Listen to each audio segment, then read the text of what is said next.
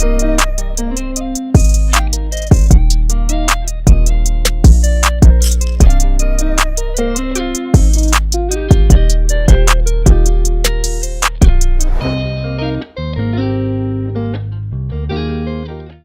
back to another episode off the backboard. Before we start chopping it up, make sure you like, comment, subscribe.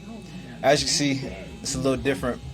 I'm here with my former coach, tattoo artist, fellow podcaster, AJ Capers. Yeah, so we'll get a tat while we just gonna chat it up. Well, I ain't got a tat by you in a minute actually. I think it was like last year. This is my first tat in like a year. We're getting 2 tats this time. But last time I got tapped by AJ, you was at your mom's crib, right? For sure. So like, what kind of you got your own place, your own studio in Snellville? If y'all might as well come get you a tat. Trill Studios, Atlanta, in Snellville. So what kind of went into the process of like getting your own spot, your own like tattoo shop? Me getting my own tattoo shop was kind of always something that I just wanted to do. Yeah. So I kind of knew that it was what I was building towards when I was tattooing in the back of my mom's spot, you know? Yeah. I used to come over there. It's kind of the same vibe, you know. I created a home feeling, you know, like a kind of a club lounge type vibe where everybody comfortable and, you know, can rock how they want to. It was just, you know, I just wanted the right artist. I wanted the right feel. I wanted the right location. So like, what went into like how you find like the other artists that work here? Social media, honestly. I knew a few of them from just like, you know, following them or working with them. Yeah. Throughout different shops and shit like that. Or excuse me, stuff like that. But others just kind of gravitated more towards the shop when they seen, you know, what we had going on.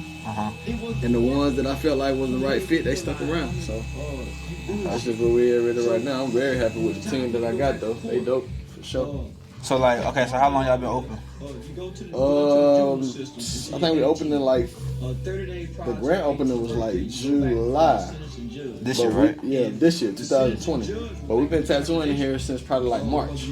So we was open a couple months before that. We wanted to make sure we had everything together and, you know, the appeal of it and everything to look right and fit. And, you know, when we got that, that's when we felt like we could open it to the public and, you know, invite more people to come through, throw a party before we, you know, officially say everything is open. So, like, how'd you find this place in Snellville? My daughter actually went to the daycare right across the street. Yeah. So I used to go to this gas station right here in the mornings, and I always saw that this one building right here was vacant, and it so happened to be the only standalone building in the plaza. So it was the largest one too. So I kind of originally I had other plans for it. Yeah. But I had to kind of follow by by plaza rules and county rules, so you know it was a slight misdirection, but at the same time we still on track for it. But I just like the fact that it was a standalone building and it was kind of like close to my house, close to my location and stuff like that. So it's a much better fit. I was driving like 50 minutes. Yeah, I remember you said that. I was driving an hour every day to Monroe to tattoo. So like, okay, so how many people tat here? I think we got like 8 tattoo artists and 2 piercers. I thought the tattoo artists used to do the piercing. That's a whole different thing. We actually do have 2 tattoo artists that know how to pierce. And we have 1 piercer that know how to tattoo. So how do you get into tattooing? Like, how do you like get good at it? So if y'all don't know, all my tattoos that y'all might see on the podcast is done by AJ. How do you perfect your craft at like doing tattoos? It's just something you really just gotta work at, bro. Like with anything else, like I'm a big basketball fan, you know that. So it's just like going to practice or putting in the extra work, you know. Yeah. If you don't do something, you can't. Like I got apprentices and artists and stuff. They ask me different questions about the same questions you asking me, how to become a better tattoo artist. You know what I mean? And what I tell them is tattoo, do the work. You can't get better at something if you're not doing it every day. So how long you been tattooing? I've been tattooing for like 7 years now. Wow. You would think I would like before I asked that I would think you would want to at least say like a decade plus. No, hell no. I wanted a tattoo earlier, like when I was in high school and when I was in college, but I was chasing this basketball thing, you know. Yeah. We all got hoop dreams, and, you know, I did what I wanted, what I could do, what I was able to do in my time. And then I had a daughter, so I kind of figured I wanted to switch my career a little bit. So that's when I started tattooing seriously. And you had a mentor when you first got into it? Yeah, not when I first got into it. It took me a little minute to get a mentor. Maybe like about 2 years. Really, I reached out to a lot of people that really wasn't, you know, hearing me. This is kind of an industry or a game where there's not too many people that's just gonna put you up on game. You feel what I'm saying? Yeah. They ain't just gonna tell you everything. You kind of got to show them, and then it kind of like you meet back up with them on the other end type shit. You know what I mean? Yeah. That's just how the game go, man. I'm not mad at that because I understand that. You feel what I'm saying? Yes, please. Appreciate you.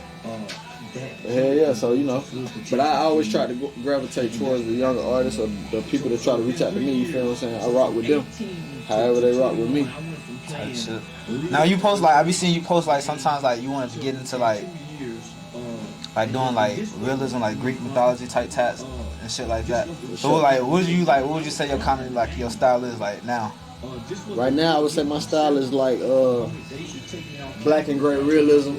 I really enjoy doing like portraits, animals. But if I could just do any type of tattoo that I wanted to do every day, I would do portraits with like calligraphy, different type of words and writing around it. You know, to kind of like bring it out. Yeah. Yeah, that's my style. I really like that. Like something like what they do in California or Houston, like type shit. Now, I mean, we was talking when we was driving over here, cause I would get like a Greek piece. I just don't know where I would put it. Now, like if I was coming to you like I want to get a Greek piece, I'll trust you enough. I would send you about 5 to 7 pieces and let you pick from them. Type shit. You feel what I'm saying? You gonna like one of them, so yeah, we're just gonna kind of change that one around a little bit and then go with it. Who knows? That might be my next tap. I think that'll be hard. It'll show up good on you too. I'm gonna leave a lot of open skin because my boy bright skinned it. You did, yeah. Yeah, that's what I'm doing today. I just want to. I had little small areas where I just needed to fill in, and I didn't know what to put there. So I got like 2 small tattoos.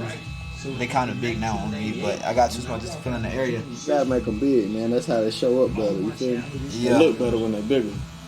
Yeah, like I said, excuse my face if you see me wincing, like looking like I'm in pain. I ain't got a tattoo in a year, so I kind of forgot what it feel like. Then they say like this little area right here that you're doing like kind of hurt. For sure. It's more sensitive too, like the way it heals and shit. Yeah. Because you're bending up your arm and shit. It's almost like the same way that it would heal if it was on your hand. So basically it's kind of like a science behind tattooing. For sure. It's like little tricks and things that you don't learn. You just pick it up on the fly, you know what I'm saying, about different skins and skin types, because everybody don't got the same kind of skin. Yeah. I be seeing like something like, it's crazy when after I booked the appointment to come here, I seen like a bunch of charts that like where tattoos hurt the most and shit. Yeah.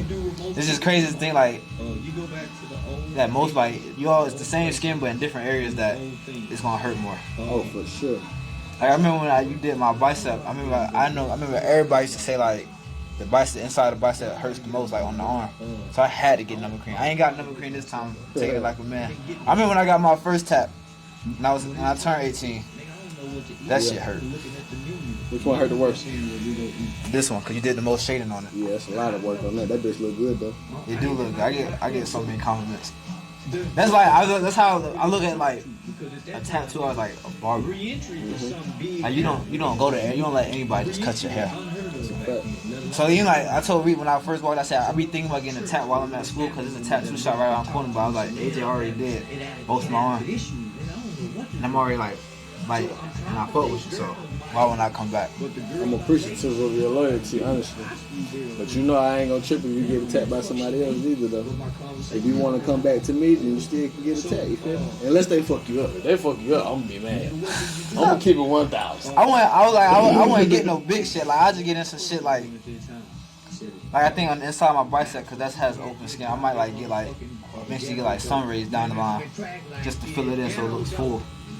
Yeah, I ain't But I wouldn't tripping. get no big shit. You get attacked by anybody else, I ain't tripping on that. Especially if you get it at Trill Studios, that's fine. Come on, all right, everybody in here good. But if you get a bad tattoo, I'm be on your ass, my boy. Shit, I'm gonna be on my own ass. I don't even know like the process of like picking the tattoo. Like when I've seen like the people by my school, I just look at like I just scroll all the way down to the bottom. Cause it's like I'm not finna like nobody goes to the nigga that always chairs always open at the barbershop. And I'm not finna be the one that go to him first. Then I make sure like other people went see how they tattoos look. Then I like kind of make my decision. But I come home almost every break, so I might just come back to what I'm used to anyway. Then you said before you got a tattoo, you were trying to do the basketball shit. So like, how did that go? Like, so we both went to the same high school. Obviously, he's older than me, but like, what was your like time at like Monroe area hooping? Monroe area was cool, man.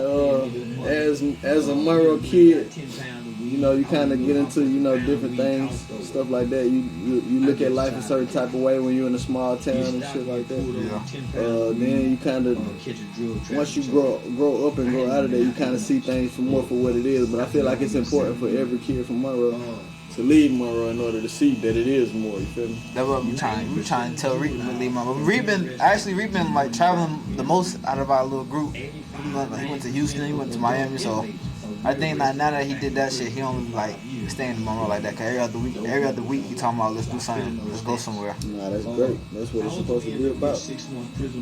We actually we was talking about come getting a group tattoo. Yeah, that's what's up. Y'all should do that. But yeah, my time at Monroe, my bad. Go ahead. Oh, you good? My time at Monroe playing basketball was fun. My freshman year, I was on the JV team. My sophomore year, I was a varsity starter. I broke my leg my sophomore summer. So that junior year was kind of ill for me, honestly. I spent a lot of time like doing rehab and sitting at home homeschooling and shit like that. Damn, I didn't know that. Yeah, for sure. I came back my senior year. I had a solid year. We had a really good team. Who was the coach back then? Ron Guerin, he's from Winder, Georgia. His daughter's actually the head coach at Winder, Georgia. For girls? Yeah, Ron coached that. He coached at Winder Barrel for the boys too. So Ron been around for a minute. Yeah, we had a really good team. We had some really solid players: Ken Jackson, Stephon Tuitt, Marite Duke, Amon Smith. You know what I'm saying? We were solid for sure. You remember how much you used to average? Nah, I wasn't like the lead scorer or nothing like that though. It was probably like right around double figures, something like that. But you had got an offer, right? I got a couple offers. I ain't really had the best grades, so you know that's why I really be on kids about school and shit like that. Cause I was an asshole and I didn't want to go to school. I was trying to be cool and shit. But I got an offer to a junior college in Alabama, and I went there and I kind of worked my way into a Division I scholarship. We had a really good team too. We was top 5 in the nation both years. I had a couple players on my team where almost everybody went D1, but a couple players on my team went pro. Most of them. No, from Monroe or from my junior college. That was like my favorite team. I only spent 2 years there. I got my grades up and shit, and then I got my associate's degree, and then I transferred to Alabama A&M, which is a Division I HBCU in the SWAC conference. And we had some solid years there too. So like, okay, what was the biggest difference from like the JUCO to D1? Structure.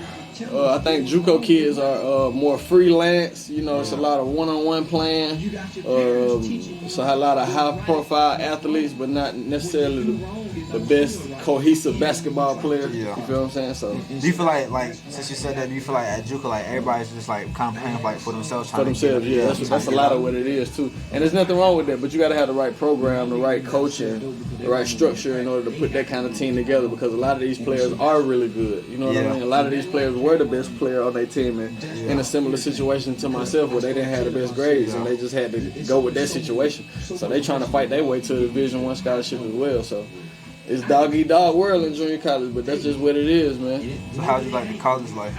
The like D1? Both of them was lit. I had fun at my junior college too. They both was in Alabama, right? Yeah, both of them was in Alabama. I was in Birmingham for about 2 years, and then I transferred and went to Huntsville, which is probably like an hour and a half, 2 hours up Highway 65.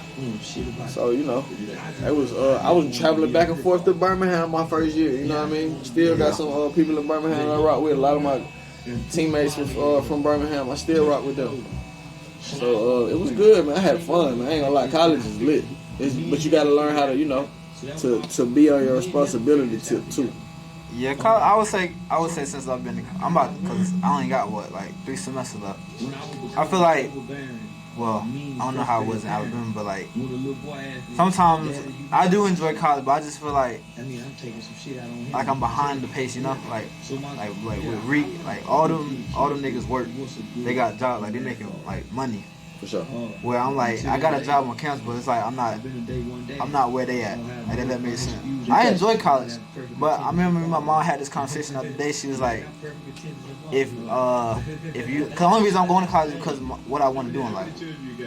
But she said, if you didn't want to do that, would you have went to college? I said, probably not. I probably would just got a job. And now I take I'm about to finish my this real estate course. I got 11% left. I probably wouldn't have went to college, but I do enjoy college. Were you a big partier back in that day? I was, but I was trying to refrain from doing it. I had some of my best friends. They love to go out and shit like that. So I was definitely out with the team and with my friends and shit like that. I'm about to say then y'all getting a lot of attention being that you was on the team. Yeah, for real. You just wanted to stay low key. You didn't want to be out there doing stuff or putting stuff in social media that you probably want to put in front of your coach or in front of your parents and shit like that. When you're a student athlete, it's a different way that you got to carry yourself, you know what I mean? In order to maintain your scholarship and shit like that. So you just want to be professional when you in those environments. You don't want to be the ones that's out fighting and drinking and looking crazy, you feel what I'm saying? So you said your grade wasn't good in high school, how did you kind of get better, maintain being a student athlete in college? College is set up for the scholarship athletes. It's set up for you to excel academically. You know what I mean? The teachers are gonna give you a little leeway. They're gonna give you study hard. You know what I mean? They're gonna push you into choosing the right curriculum so you can pass into something that you're excelling in, even though you're missing games and you're going to practices and shit like that. So it's always somebody there to push you to be better in academics as well as in sports. You feel what I'm saying? You don't always have that when you're in high school. So it's the people that make it to that level, they were kind of built for it. You feel what I'm saying? So it's it's easier for me to push you to do something that you're already doing. Yeah. You feel what I'm saying? But I think with me, it was just I had better mentors and I had people around me that was just trying to help me win. So after college, what was basketball like? What did you do for basketball? After college, I played, I was playing a lot of, I didn't graduate my senior year playing basketball. So I stayed in school for an extra year. So that extra year, I was playing a lot of rec leagues and, not rec leagues, but pro-ams and shit like that. You feel me? The leagues around the city in Huntsville and shit like that. Some good competition too, because fellow former college athletes were playing in them too. You feel what I'm saying? John Petty and Giddy and Giddy Potts, and shout out to all them niggas, you know what I'm saying? And my boy, I can't think of my other little guard. He tough too though. Oh, Jacob Perry, Jerry McCrutcher, Tab, Lamar, Ladarius Tab. I gotta shout out them niggas out. They good. But I was just playing in some leagues around the city and shit. And then after that, in front of the camera, bro. What you said, family? Oh, the keys for the lock. Appreciate you, my boy. Oh, my bad, bro. Nah, you good. You straight. But, I was saying, I was playing in some leagues around the city, and then I had, graduated, and then I had came home and started trying to do something. I had started trying to get a regular job and shit, and that shit really wasn't working out for me. I got a call to come do a tryout, play for the Harlem Globetrotters, and I went to the tryout and I did well, and they wanted me to come play on a TV game that was in Venice Beach, California. So I went out there and I did well. And then we had 2 weeks off, and then Christmas Day we flew out to Pittsburgh, and I was on tour for 7 months. And that was really one of the highlights of my life, honestly. So I did that, and then when 4 months of the tour was domestic. So we traveled up the East Coast, all the way up the East Coast from Nashville to New York. You know what I mean, Michigan. And then the other 3 months we was going overseas to Europe and shit. So we went to probably 20 something countries, 24 countries. It was dope in 3 months. So at one point, bro, we went from we went to 7 countries in 7 days, like getting on the plane 6 o'clock in the morning type shit. Yeah. You was the Harlem Globetrotters, or you was like the niggas they played? I was on both actually, but I was on the other team though, the World Star. Yeah, but it's a lot of shit about the Harlem Globetrotter that they ain't gonna tell y'all that. A lot of shit about that shit they ain't gonna tell you for sure. And I ain't gonna speak bad on them because I enjoyed it for real, but I really wanted to compete, you know what I mean? So I left there thinking I had an agent, and I went and did a little workout in Michigan for a Canada team. And the agent had really wigged me because I thought he was setting something up to pay to have my trip already situated and shit, and it wasn't. So I kind of wasn't feeling that. So after that, I went over to Germany, and I linked up with my partner JJ. He was over there in Alabama with me too. I actually went to school to play with him or whatever. But yeah. So Don't you still be going to Germany sometimes? Yeah, that's my dog. I was up there playing for 4 months. So I was playing on a regular night team. It really wasn't working out how I wanted it to. You know what I'm saying, payment wise. And I just came back to the crib. So is that around the time you started tattooing? Tattooing? Yeah, that was around the time I had my little girl. She was about to be born. She was on the way.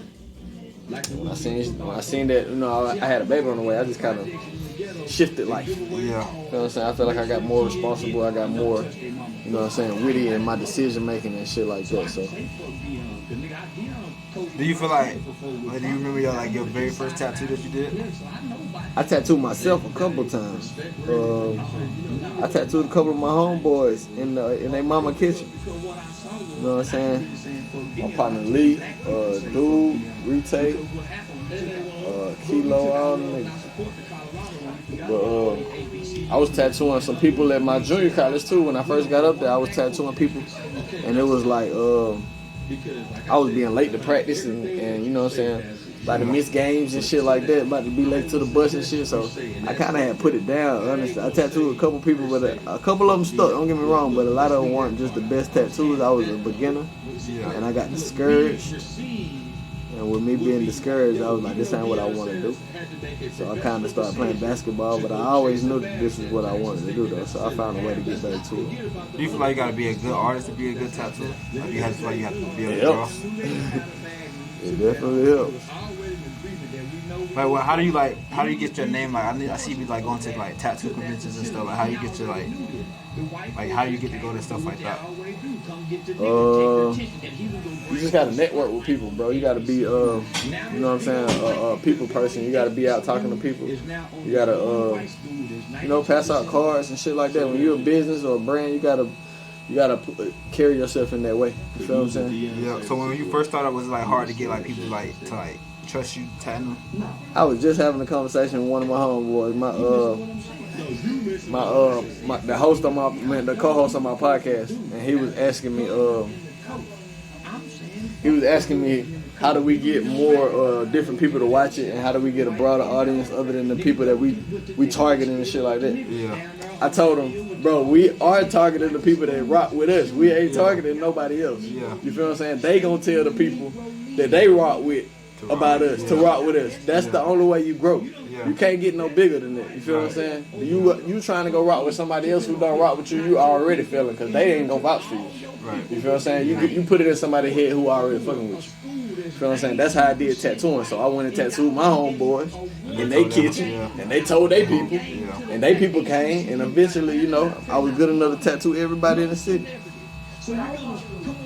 Speaking about your podcast, so just give the name of your podcast. The podcast is called The Cul-de-sac. You can find it on YouTube. We about to be on Spotify, Apple, all that. But we're on YouTube right now. You can check that out. Type in the Cul-de-sac podcast. It's hosted by me and my homeboy John Rice, the barber, the author, you know what I'm saying, the phenomenal leader that he is. I think it'll be some really interesting jewels on there. We got some great guests. Y'all check it out if y'all get a chance, man. What made y'all start y'all podcast? I just really got some shit to say. Where y'all like film at? We be shooting everywhere, really. We shoot here, but we shoot at the barbershop. We'll shoot in the cul-de-sac. Like, we'll pull up in your neighborhood where you and your people at. That's where you want to shoot your video. You got some motion, and you got some people that following you, and you want to put your story out. We'll pull up in your cul-de-sac and shoot your episode. I thought what you just said, like you got motion that you come pull up and talk. So that's what I'll be trying to do. Like if I'm not talking about like, cause the podcast is supposed to be like a sports broadcast, For sure. podcast. But I like to keep it like kind of like fresh. I like to talk to people like I try to talk to people around my school that like doing shit like. I ain't talked to no girl that did nail tape, but I talked to a couple guys that's on my campus that rap. One of my roommate brothers rap. I talked to him. Other people like I just try to keep it fresh, you know. For sure.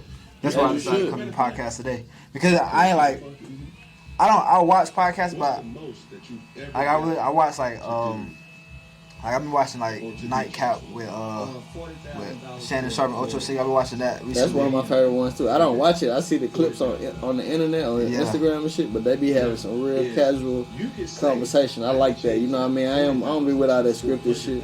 I just want to be able to talk, man. You know, get our feelings out on the table. That's what I feel like is the best. I used to like when I first started this podcast. I used to like I wasn't gonna say I scripted it, but I used to plan out what I wanted to talk about. I stopped doing that because I just wanted the conversation to be a little more organic and genuine. Sure. Like I feel like I don't like having certain topics to talk about because I feel like if I'm gonna start cutting people off trying to get to that next topic and shit like that. Like what's some of the stuff y'all like talk about On the podcast? Yeah. On the podcast, the cul-de-sac, we talk about really like the evolution of where you are and how you got to where you at, you know what I mean? We want to know what your turning point was, you feel what I'm saying? That's what a cul-de-sac is. You go in there somewhere knowing that you got to come back out, you know what I mean? When you come back out, are you the same person you were when you came in? So, trying to figure out how you got to the point that you at, you know what I mean? What jewels can you drop on us to help us get elevated and higher learning and shit like that? Well, like, okay, so how often do y'all like make a video or episode? We don't really shoot that often, you know what I'm saying? But we drop an episode every Friday or every other Friday. How's the feedback from when, like? So far, so good, man. You know, we got like about 4 or 5 episodes out. Each episode has a 2-part. So, you know, you can check out the first half of the conversation and the second half of the conversation. If you're really interested in, you know, different people that we interviewing, they got different perspectives and different ways of life. I think it'll be some dope shit for y'all to check out. What was I saying? Do you feel like what's y'all setup like camera wise, mic wise? I can't give you the whole song, my boy. My fault. Not on that camera, my boy.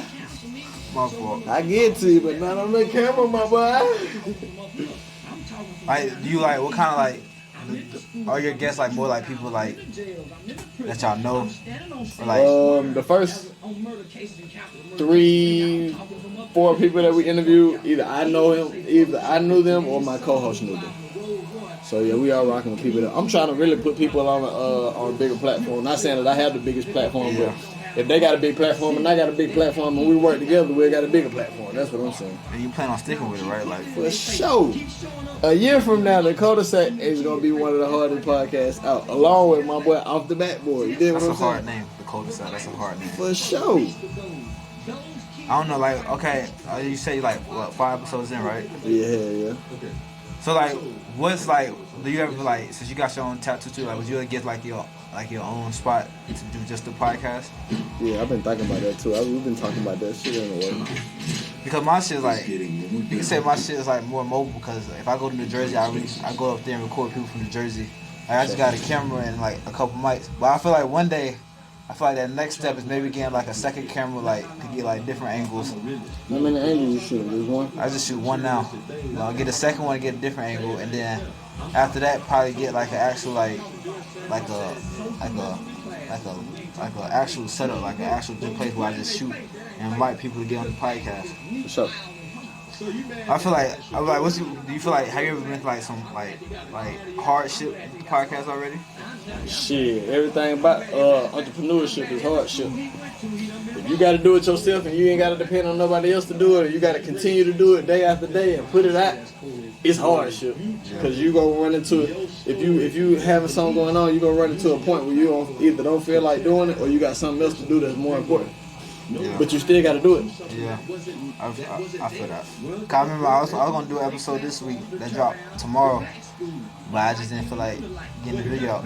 I try to post a video every Friday. So let's say it's 52 weeks in the year, so I'm supposed to have 52 episodes. Yep. But only at what? This would be 41. Yeah. This is just season 1. This might be the season 1 finale. Mm-hmm. So next year I'm gonna start season 2. You going out with a bang? Yeah. For sure. I told Rick that in the car. I was like, this might just be the last episode. Just leave it off on a good note. And then January, whatever the first Friday in January is, drop a video then. I'm probably gonna go to New Jersey and talk to a couple couple kids that's on the high school team up there that I already talked to. Okay. And like, yeah, but I'm gonna post that next season. So y'all stay tuned with season 2. I feel like 2 gonna be hard. yeah, I try to talk to a That's couple. dope though, bro. You on season 2 already? That's so fast. Yeah, it's crazy that I just started this shit in January. Yeah. You just gotta keep pushing, bro. Your shit gonna be fast. And I'm trying to talk to some of the athletes on campus. I'm gonna tell you one goddamn step that you ain't gonna be able to miss. You're gonna have to pay some folks to come on that motherfucker if you want the right people on your show. Yeah, for sure. I gotta get money first for that though. For sure, it's coming. It's gonna be organic. You know what I mean? The right people gonna gravitate towards it. Yeah, I get a couple people like that text me like or like DM me talking about can I be on the podcast, but like I make people start signing waivers. Nah, you just gotta get some people that know what the fuck they talking about. Yeah. That's the secret right there, my boy. Get somebody on there that know what they talking about, like Tip. People already had problems with what we be talking about. I remember Trayvon X tried to sue What you us. usually talk about on the show before you start calling names and stuff? See, I stopped you so good right I ain't now. gonna name drop You nobody. did start name dropping. You said somebody X. Go ahead, continue. But we just like most episodes we talking about basketball. I want to get into like talking about like football. That's the career path I want to go down. For So I want to get talking to football. But if we're not talking about basketball, we're usually talking about like college, talking about and like relationships and like what we like just casual conversation. Like sometimes like when I come home, like I record with like Reek and them, we'll just be talking. Like I don't have nothing for that, like playing for that video. We'll just come home and just chop it up. Yeah. And those videos probably sometimes do good, but like the ones that do good, the basketball videos been doing good, and like the relationship videos been doing good. And then I try to talk to like people that like go to the gym. you got a girlfriend, bro? Nah. Give me your best relationship advice. Well, the best relationship I could give right now would be don't get into one while you in college. I wouldn't do that. I wouldn't do that shit personally. But it's crazy I say that because most of the people that I'm around that go to like my roommates and stuff, they get into relationship stuff. But I wouldn't suggest it. Especially like if you fresh out of high school and y'all going to 2 different schools, please don't do that shit. I agree with that part. Just save yourself the heartache. For sure, that's a bad decision. That's game right there. He dropped something on y'all there. If you getting out of high school and you got a girlfriend, do not go to college with her, please. Cause I'm like Trayvon used to say, he said it like all like we just be talking in the room like those girls turn freshmen in college, they start going crazy. Like it's crazy some of the stuff we know about people that go to our school, but I personally wouldn't get into a relationship. Like I be chilling with girls, and like I be saying like I don't want a relationship and stuff like that. But like I guess girls in this generation they think because you hang out with them that makes y'all like together. Like you know. No, I feel you. Like you just can't chill with somebody and that like just be cool. Like you gotta be like a title behind it, which is I think kind of women weird. have a higher standard these days, bro, and it's not rightfully so for all of them. But you know, a lot of them they feel like if they spending time with them, you spending money with them, y'all go together. Oh, money? No, not money. I'm just saying, that's what it is. Yeah. A lot of dudes are spending money on girls because that's what they got. They don't got no game. So if you're doing one or the other, you either spending money or you spending time. Yeah. A lot of people pay for that pussy. I ain't been on a date all year, which I'm kind of proud of myself. I'm a big date person, but I ain't been on a date all year. I stopped spending money on girls. But you used to. Used to, yeah, for sure. Would you call yourself a trick? I can be for one like for my girlfriend, yeah, but not for no, not for no like random. yeah, not for no regular girl. Like if you fuck with me and I feel like you fuck with me, then I'll be like, yeah, I got you. But if you my girl, yeah, of course I'm gonna get you some shit. Yeah, let me get some. This shit biting. Not gonna lie. I don't know. I want some apple pie though. That sounds good. Yeah. I feel like I'm eating this shit though. So this is what I'm telling you. I got. Yeah, I definitely. You feel like you a trick? I don't feel like I'm a trick. I feel like I'm the furthest thing from a trick. I feel like I have trick, Yeah. but I don't feel like I'm a trick. I don't spend money on nobody but my girl, bro. I'm just be real. That's what I'm saying. That's how. Yeah, that's That how ain't tricking though. Hey, okay. I agree with you on that. I never said that was tricking. Me and Trayvon talking about this other day because we talking about tricking, and we was like, let's say you and your girl want to match shoes and stuff. Right now, like I definitely don't got it right now. But if you want to match shoes, we can do that. I'm just gonna buy my shoes first, Yeah. and then your shoes coming whenever. Are you fine? Wait, I'm gonna put some in here, but it's 10. Alright, thanks. I wanted to what else I got? Y'all got some food too? Yeah, we got chili bowls today, chili as well, and then we also got chicken salad. You gotta let me know. The time. I you let me know how long. These are for 10, they're not the meal trays. Okay, that's fine. I'm just gonna get that. Give me 1 second. Are you good? I ain't got no manners for no slut. Yeah, you got charged for what? Feel like it's been a while. Huh? Yeah. So you did want to do it? Shout out to cameraman Reed today. I can't be behind the camera today. My boy Reed behind the camera. But tell it, man. It feel like it's been longer than 35 minutes. Yeah, kind of good conversation. These niggas talking about killing me. That nigga Done with my food? Nah, I'm gonna wait. don't mention me no more. He really shot that nigga mama. That's a personal. That's a personal. These niggas Reed. confessing to murders It's a medium. on Zoom. And y'all worried about the conditions of I will show y'all the tab, but I don't feel like moving. talking about This shit really kind of biting. I ain't got tab in me, but this shit hard as hell. y'all can't listen It's to a little bigger than I. y'all so caught up in my delivery. It's big, but it's fire as fuck. Don't do me like that. Shit hard. And the way y'all snap and pop y'all pussy to this music, the way y'all chill and grill to this music, don't trip about my delivery. Hey, You like pineapple pizza? Why you wear your It don't pants really like matter. that? I wear my pants like that because that's easy access, baby. Is it good? Why you talk like that? I talk like that. Y'all got ham on it too, chicken too. Bacon too. That's what I did that. Cause when I wasn't talking like that, wearing I don't the know. time, y'all wasn't paying me no attention. I was Me going personally- Me personally, I feel like fruit don't go on pizza, I but was working with over 50 U.S. congressional members, from Ted Cruz to Mark Rubio, Senator John Cornyn. I was on the front page of American Bar Association Journal. I had done a study with News 21, Walter Cronkite School of Journalism. Y'all wasn't paying attention. you ate the whole thing? So nigga, I gave y'all what y'all want. You got A 3 easy slices of motherfucking nigga that talk like them rappers. Can you hand me that water? Now y'all listen. Now y'all paying attention, huh? I got y'all attention, checkmate. Now let me tell y'all what y'all need to hear. We fucked up as a race of people since y'all so caught up into my delivery. 5% of children now are catching HIV from ages 13 to 20. Coulda opened. What y'all worried about? 85% of new chlamydia, all the new cases of teenagers. What y'all so caught up about? Nigga, only 35% of most kids in inner cities can read on or above their grade level. What the fuck y'all talking about? These kids can't read.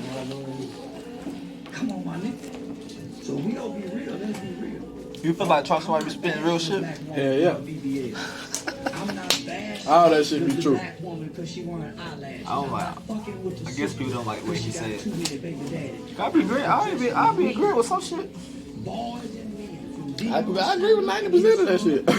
People just don't like. I guess. I don't know if it's everything he say. Like the fuck Dion, I don't agree with none of that shit. You know Why what he I'm say saying? fuck Dion? I don't know. There's a lot of antics. I don't agree with the antics, but I agree with the message behind it. Yeah, I be understand what he be saying, like when he talking about like King Von and stuff. Like I I forgot. don't what like he when he be said saying. that shit about Nip though, cause I don't agree with that. He always try to throw Nip was in the goddamn Crips and shit like that, but there's a lot of motherfuckers that do bad shit, that do good shit. You know what I mean? Or that's in gangs or whatever. That type shit. It's a lot of niggas that are in militant. You know what I'm saying? Army bass type shit. I'm still mad. And they do good shit. You remember exactly what you said about Nip? He said a whole bunch of shit.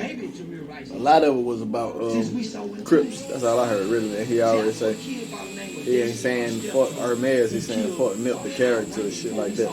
But I still disagree because if you call a man by his real name or his nickname, that's still that man. Yeah. You feel what I'm saying? Yeah. They executed him on the spot. Okay, he's been talking the whole time. I remember I used to see like little clips on him just saying like when he was beefing with Soulja Boy and shit like that. Who that? Nip? Nah, Charleston White. I thought he sprayed Soulja Boy in the eye with some mace. He did. He was beefing. He was beefing with him. That boy crazy. Oh shit. I feel like I've been doing good with this tat until now. Alright, God. What was your most painful tat? Probably my stomach, bro. To be real. You'll get your stomach tatted, Rick? Who did that? I got it down in Alabama by a girl. Well, I got a couple pieces before that, but by a girl named Artsy. She was solid. So when you get a tat, who usually does it? I go to Quick in Stone Mountain. He's from Philly. Or I go to in Vega in Houston Stockbridge. And them are two of my mentors, so I usually get my tattoos by them. Or I get a tattoo by somebody in my shop, one of my artists in my shop. Are you done getting tatted? Hell no. Shit, what you got left? My back, my thighs, couple pieces like that. So you gonna be like a walking canvas. Yeah, everything on me gonna be hit bad. I'm gonna do everything, the whole body. So when was the last time you got a tat? Yourself? When the last time I got a tat? I ain't left him yet, but my starter Dion left. I got some of my knuckles last. On the knuckles right there, I got some card, like ace, not ace, like spade, club, diamond shit on this part of my finger. Yeah. And then I got this tattoo right here on the side of my face. It say dedication. You feel like you got kind of like used to it, like the pain? Yeah. Honestly, I've been in tattoo for a long time, bro. So it's not like, I don't have the same like approach to it as most people who just get tattooed like once or twice. When you get your first tat? I was like 16, 14 type shit. I was on my way. My homeboy that I went to school with, his uncle had just got out of jail. He was doing tattoos and shit. So that him and his brother came to school, and they was tatted like hell. That shit was fire too. And they stayed right on the street from me too. So I was like, man, I'm finna go over there and get me a tattoo. I told my mama that shit. She didn't believe me though. But I came back with a tattoo for sure. My little cousin went with me. My little cousin Shed, shout out to Shed. Who was in that motherfucker? What was it? It was a cross on my arm. It wasn't that crazy like that.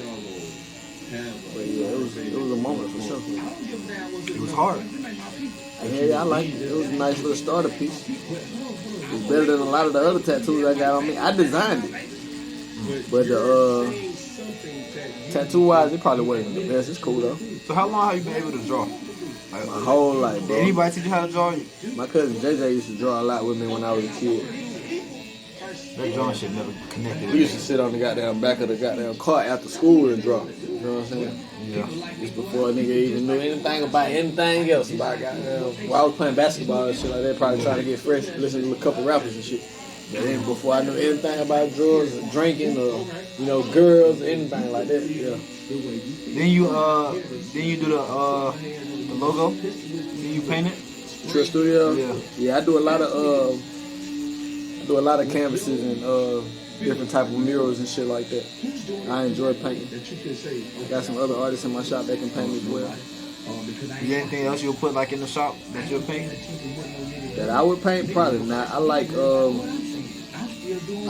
the museum look that we kind of going for. I want it to be kind of like arty, like different collections of art type shit.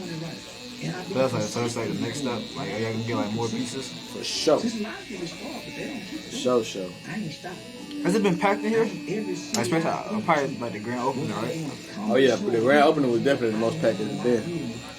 The grand opening was a situation for sure. For sure. I seen like the who be making your videos? I go to different people, bro. I got a main cameraman though. His name Chris Hutchinson. But he didn't do that video. I got that video done by Marcus Hiller. He's a dope content creator as well. So I got a couple people that I go to. But I do rock with Chris though. That's my guy. He travel with me and everything. Kind of going back to basketball, so you still like train people, right? Yeah, I try to get in the gym as much as I can. It's not as easy now that I got the shop and shit. I be wanting to, you feel what I'm saying? But I don't have the time. But I got a couple players that I'm working with right now. I got this new thing going on too, bro. So I've been working out with my daughter and her, some of the people at her school, private school. So I'm training like first grade through 7th grade. You know what I mean? Like kids like beginner level, that never played basketball in their life. Yeah. And it's different, you know what I mean? Because I'm used to working with high level athletes such as yourself. And now these kids don't know nothing. I'm starting from the ground up, you know what I mean? Right, how's your patience with that? It's building. It's horrible, but it's building. I don't have to do it as much. You know what I mean? When I was coaching y'all, I was in the gym probably like 5-6 days a week. Yeah. Now I'm just going 1 day a week. So it's not as stressful. Do your daughter want to hoop? She enjoy going to basketball practice. How old is she? She's 5. She's 4 right now, but she'll be 5 at the end of the year. I always get asked this question because my sister, she just made the her high school team. My dad used to always kind of ask me this, like, we used to talk about, not really asking, but like, what's the one way you feel like a girl can really excel at basketball? Play against boys. That's what I always said too. That's what I always said. That's the easiest way. You gotta play against boys. That shit, it speed up your game because girls play slow as hell. That shit make you more physical, so now you can take a bump and shit like that. And then they teach you different moves that girls ain't doing. I realized that a lot of cause I go to the basketball games at my school, obviously. And I go to the girls' game because they play before the boys. They got some basic ass games, skills and wild. Those girls will barely go between the legs, like they just dribble straight. Yeah. It's crazy to me. Like I always like, cause my sister, I always tell my sister, like, if you want to really like be good at this, you just gotta play against like. You want me to tell you who the best girl basketball players are? The girls who can create off the dribble. Yeah. If they can't do that, like with boys, you don't have to be able to create off the dribble. You can kind of be a specialist. You can be a back to the basket player, a spot up shooter, 3-and-D type guy. You can be just a lob catcher. You feel what I'm saying, or a slasher where you just catch it in the lane trying to lay it up. With girls, you got to be able to create. The one that can dribble and score, that's gonna be the best player on the team. Of course, especially in high school. Especially in high school. Unless she's just a rebounder that can, get a whole bunch of rebounds and put it back and shit like that. Those are valuable too. I'm not taking no credit away from them. But at the next level, that player gonna have to learn how to dribble out, get a bucket out the dribble too. I always told my sister, you just gotta be. I told her like, if you want to like, you gotta be able to dribble. You gotta be able to make a layup through contact. Cause them girls gonna foul you. My sister, she's like your height, Reed. But she can get like rebounds and stuff, but she avoids contact. So I always told her like, if you want to be good or make it stand out, like embrace it. You just gotta finish through it. Did you say anything? Did you say fuck me on the he was still in Jackson. Did you say fuck him in? I feel like I've been doing good. I feel like I get better at each tattoo I get. Like Winston and shit.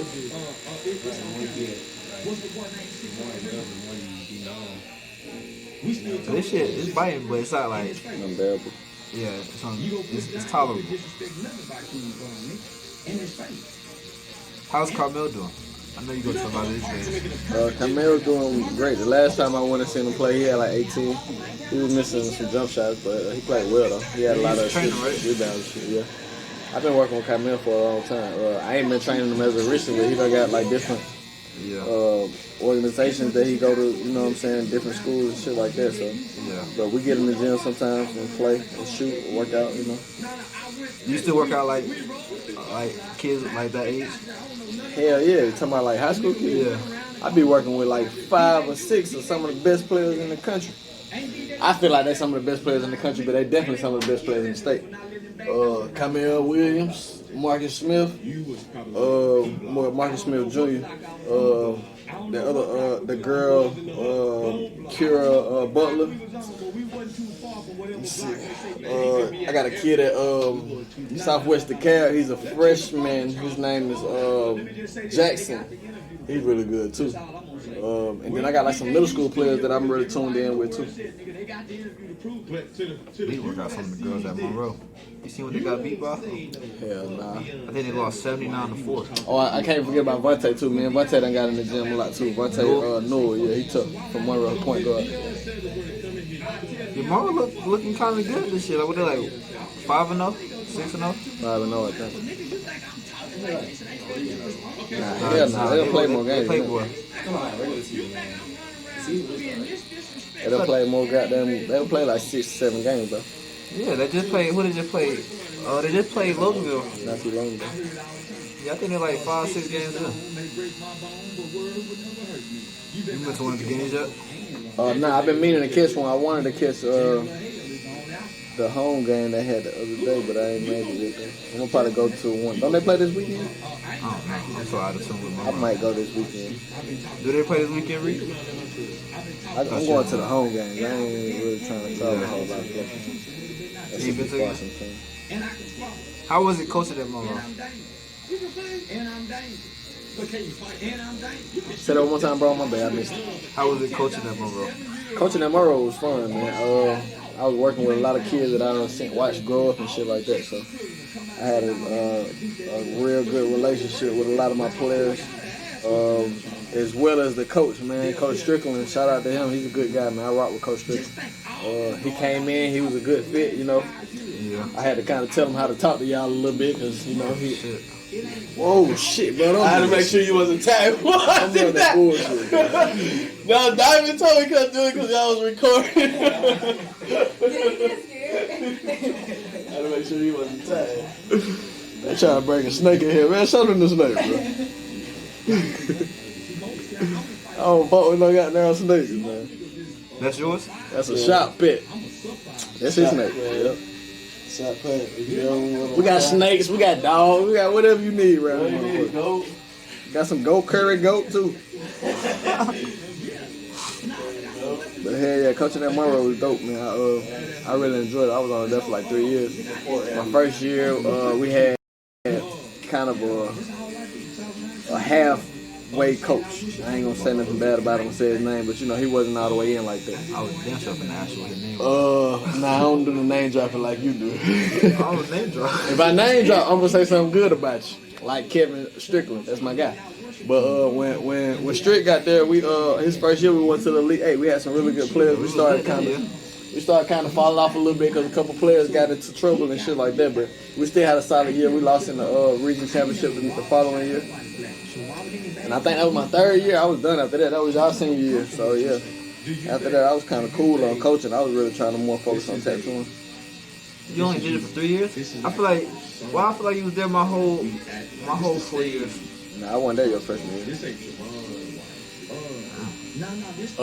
Coach Derrick was. Shout out to Coach Derrick, man. Feel me? He did a lot of good. He worked with y'all for a long period of time, like way longer than I did. You feel me? He was rocking with y'all when y'all was in middle school and Rick. He swear he was gonna stop coaching after we graduated. He couldn't get away from it, man. He loved y'all boys, man. He loved the community for sure. Remember we used to wear them that one warm up with the hood short sleeve? I seen a video of that. The shit out there. That shit was so hideous. Do you feel like you coach your own team like you wasn't tattooing? Hell yeah, but I don't want to do that because that shit requires way too much time and attention.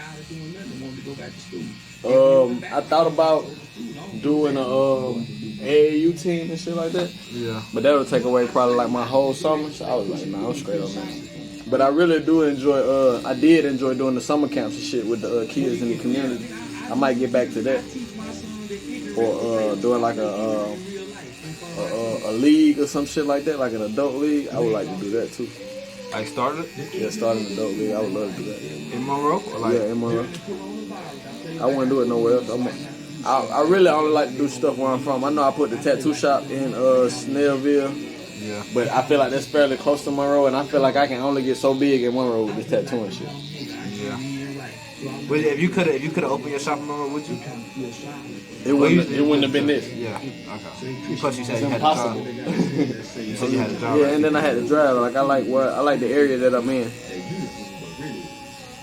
What's one way? I know you said like.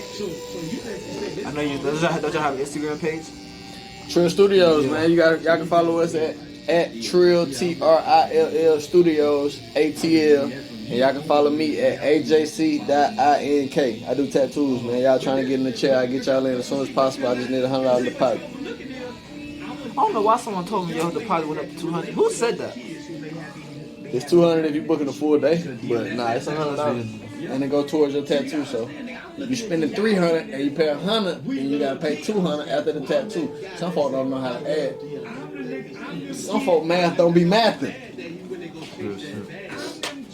I was gonna ask you, like, I know you said like you kind of like grow your business, like people that fuck with me come and they tell people who they fuck with come. I'm like, what's another way you can like brand Trill Studios, like get it out there? Well, the brand Trill Studios, my next venture is probably like gonna be merch. I want to get real heavy on merch, get some hoodies and some t-shirts and shit like that. Do that the right way. Flood it where people want to wear it with more than just for apparel. They want to wear it, the fashion and shit like that. Also want to goddamn franchise, so probably get a second location on another side of Atlanta, so more people will know about Trill Studios, shit like that. That's big. Just marketing, really, creating different videos and different ventures, doing different get-togethers and events and shit like that at the shop at different locations, partnering with different people, shit like that. Yeah, man. Gotta pay for some promotions as well. If you want the right people to see your shit, sometimes you gotta put it out there to people who ain't watching, so somebody else can see it. So. I was thinking about on some wild shit. I was thinking about getting a billboard. That's a good thing, bro. You can get a billboard, and it depends on if you're trying to pay for the billboard or if you're trying to pay to be on the billboard. They're two different prices. But if you get a billboard, you can pay other people. Other people gonna pay you to be on the billboard, and that's more money than you being on the billboard. Yeah. You know what I'm saying? If you can get a billboard for probably like $15,000-$20,000, probably more than that, I don't know, but it ain't more than $50,000 if you can get a billboard, and then you have other people paying $2,000 a month or $2,000, $5,000 every 6 months or something like that, and that rotates. That's a residual income. Now you got a billboard that flips 5 times with 5 different people on there, and they all paying you $5,000. You just made $25,000 in a 6-month period, and you ain't did shit. Where we go, homie? So I'm looking at it from their point of view. Point taken. But let me ask you this. I really want to look for something that I can get more residual income off of, something that I ain't really got to work or do nothing. You know what I mean? I can tattoo when I want to, but I'm trying to tattoo the right people and not just, be doing tattoos type shit. Didn't you tattoo Devin Vassell? I did tattoo Devin. I tattooed Devin twice. I tattooed like 2 league niggas in the NBA. Then I tattooed a lot of college players too, a lot of overseas pros. How'd you get Devin? I know Devin's trainer, so me and him got a really good relationship. And he's a hell of a basketball player too. He played professional. His name is Brent Benson. Great guy, amazing father, all that shit. I can rave about him for a long time. But he locked me in with Devin, and I went to Brent's house and I tattooed him and Devin. And then they came to my mom's house in Monroe and got tattooed before he got drafted. So yeah, that's how I liked him with him, man. He a good dude too, man. He excelling for sure in the league. He was a lottery pick. He definitely got a promising future. He gonna be good for years to come.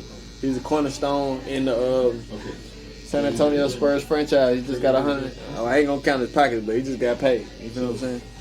And when they pay you that kind of money, you ain't going nowhere. That's like the biggest person, like the most famous person you tattooed? Most famous person I tattooed? Let's say, for instance, his sentence gets short. Probably so. I would say so.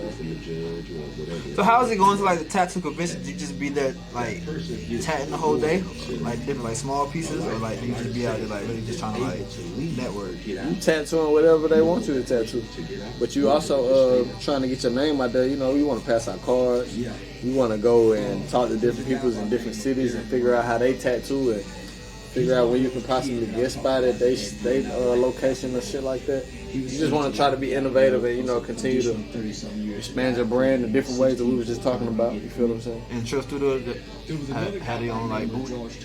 Hell yeah. When Trill Studio go, we get 3 booths, 4 booths. When we come to Atlanta in March, we're going to have about 8 booths. We're going to do it big, especially in Atlanta because we went to 3 conventions already, but it's like all of them was kind of like far, not necessarily far, but you got to travel, which means you got to fly, you got to drive, then you got to take shit with you, then you got to get your Airbnb, you got to get your rental car, you got to do all this before you even get to tattoo. So that's a lot of money that you're spending. Whereas in this case, we can go do the tattoos at the convention center and go home. Yeah. You're saving a lot of money in that, you know what I mean? So you kind of got to look at the input and the output in every situation, business-wise.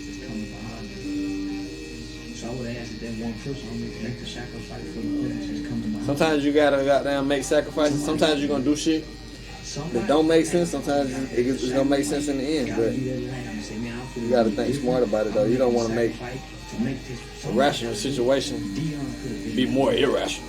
Yeah. Meaning, if you got some shit you need to do, you don't need to be trying to go out of town and, you know, go on no conventions and go be taking vacations and, you know, going to the casinos and gambling and shit like that, trying to come back and pay your rent, scrape your money up. You know what I'm saying? Speaking of game, do you do prize picks or like FanDuel? I used to be on Prize Picks bad, bro. I ain't gonna lie, they ripped my mouth out. I stopped fucking with it. They didn't give me too bad, but they would always get my hopes up.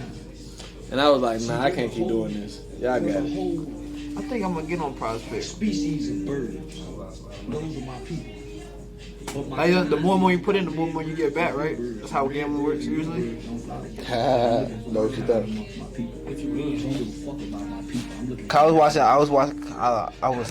I was struggling watching the Warriors game last night, but I was on Famous Low Live and he had like a whole bunch of slips. Why you say you were struggling? You were sleeping?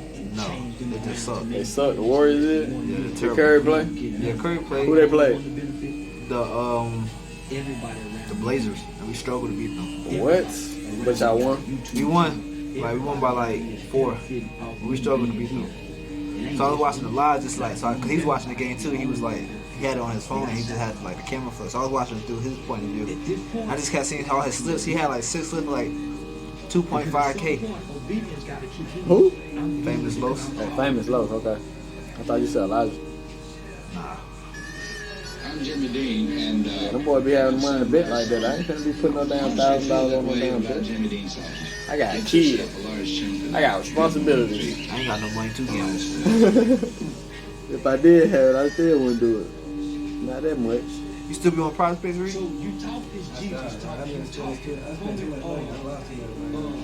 See, sound like me. I ain't trying to lose money. I'm just trying to get it. Now you gotta lose money if you gonna gamble. Now you can't be scared to lose. You either in it or you out of it. Ain't no in between. That's how that shit go. And I don't encourage nobody to gamble. But if you are gambling or you come from some gambling, you gotta goddamn not be scared to lose. That's the only way you gonna win. It's just a thought. Cause I know one of my roommates back at school do it. He just be in there yelling at the TV. Talking about, I need Anthony Davis for one more rebound. That be them niggas be sounding crazy, looking stupid. Yeah, the Warriors struggling like bad last night. Did y'all see that Lakers Suns game? I did. What y'all think about that timeout? They said, I said, well, I thought They said, hold on, bro, hold on. Did you watch the game or not? I watched the game. I watched the whole game.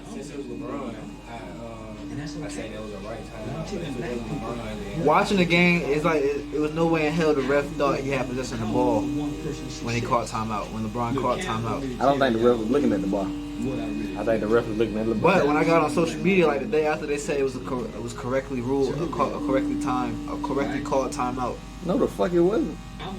I didn't think it was. I would have been. Who said that? The NBA. Hell nah. I ain't said that. Everybody disagreed with that call. Even the referee. They said Austin Reeves had possession of the ball No, he didn't. when he called timeout. When he called timeout, that ball was on the other side of the court, over there by the bench. Look it up. I think, even though the Lakers won that game, I feel like They should, being at the Suns had like 20 turnovers. They had, and the Lakers had 21 Oh no, I agree with that. No, I agree with all There's that. no way they should have only won by like, what they win by They like. should have won by double digits. They won by 4. I agree with all of that.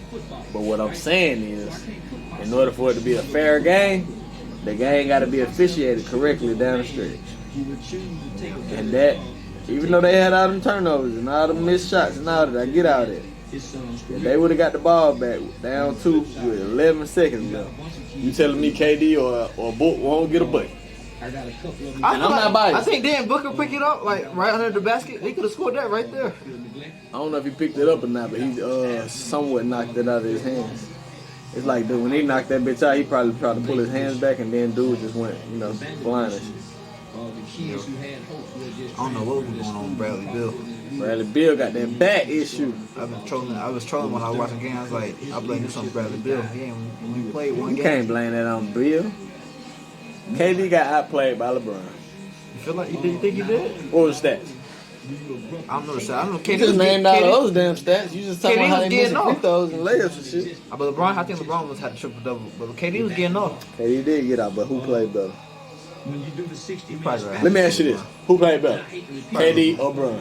LeBron. Who played better? AD or Book? Book. No, he didn't. What game No, was you Book. watching? Anthony Davis was getting off in the first half, but in the second half, he only had like 9 and 7. He had more points than Book the whole game. That's true. And he had more rebounds than Book the whole game. No, Book almost had like 10. That nigga AD had 25 and 14. He did have like. He did have 14. Look it up. So what I'm telling you is, if your 2 best players outplay my 2 best players, they supposed to win. I get all that, but that don't change the last 10 seconds of the game. because now he's in question. Cause when you pros, anything can happen. Like niggas hit shots. He's on top and black people out. You seen it. You done seen niggas walk off. Like Dame pull a 40 fucking footer. You done seen this shit. Yeah. Westbrook done did that shit. KD done did so many walk down threes on niggas. You know that shit going in. You know who stay doing that shit too? Paul George. Paul George stay walking that nigga down to the 3-point line, especially when he's in the crunch.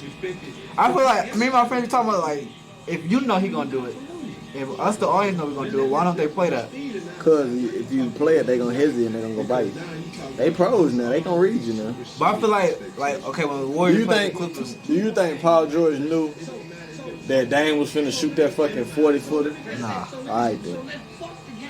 But I feel like you gotta recognize the clock. He ain't got no other choice but. I don't know. I feel like in the moment, I say that, but in the moment, you probably not like thinking that. Yeah, I would press up a little more too, but still though, he gonna go by your ass too. Like the other night, Paul George did it to Klay Thompson. The Warriors played the Clippers. He was like 22. I don't know how we lost that game. But Paul George, it was like they was down like they was down 2. So it was like 111, 113 or some shit like that. So Paul George, you take the 2 going to OT, right? That's what most people would do, right? But Klay Thompson played back and he between the leg, step back, tray ball, go up 1. Clay be hitting big ass shots. Klay who? Oh, I thought you were talking about Klay Thompson. Klay Thompson hit. He said Clay who? Klay Thompson hit a jump shot. He just be out there chucking sometimes. Yeah, he do be chucking for sure. But he had like 2 good games, but I ain't say him be chucking. I say he hit big shots. sometimes. He missed a wide open shot last night when I was watching the game. For the game? Not for the game, but like you know how like That's the one I'm talking about. I'm talking about him for the game, joint. I seen him hit one the other day. We got down. Curry got double. What's the batter percentage at? The mid range. He said, well, I asked him, I said, yo, I gotta get the picture. So I'm gonna wrap it up right there. Hope y'all enjoyed this episode of Off the Bat Boy. I think it's gonna be the season finale. Make sure you like, comment, subscribe. And I'm gonna catch you next season with some bangers. it's